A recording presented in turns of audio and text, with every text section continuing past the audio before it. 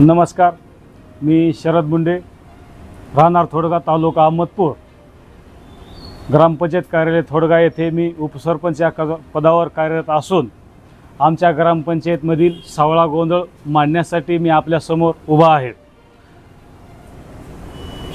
रोजगार हमी योजनेअंतर्गत आमच्या थोडगा गावामध्ये मयत झालेली व्यक्ती ही 2000 संग्राम नागनाथ दावणगावे ही व्यक्ती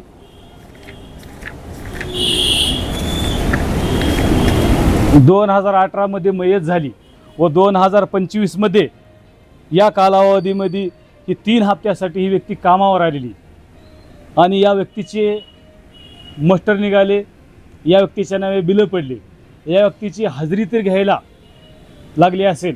मयत झालेली व्यक्ती जर हजेरी घ्यायला येत असेल तर किती मोठी शोकांतिका आहे। त्या व्यक्तीचे हे मृत्यू प्रमाणपत्र 2018 मध्ये संग्राम नागनाथ दावणगावे यांचं हे मृत्यू प्रमाणपत्र आहे।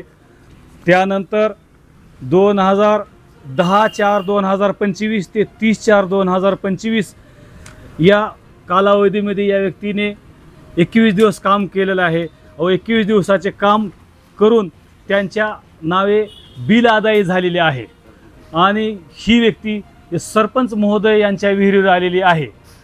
हे माझ्या लक्षात आल्याच्या नंतर मी अहमदपूर तालुक्याचे गटविकास अधिकारी, जिल्हा परिषदेचे CO आणि कलेक्टर मॅडम यांना पत्र देऊन या चौकशीची मागणी केली असता याची अद्याप कुठलीही चौकशी झाली नाही। पुन्हा मी समरणपत्र दिले। समरणपत्र दिल्याच्या नंतर BDO साहेबांनी, अहमदपूरच्या गटविकास अधिकारी साहेबांनी त्यांना त्यांच्याकडून रोजगार सेवकाकडून फक्त त्यांच्याकडून 1821 रुपये भरून घेऊन त्यांना क्लीन चिट दिली। कारवाई का केली नाही हा माझा सवाल आहे।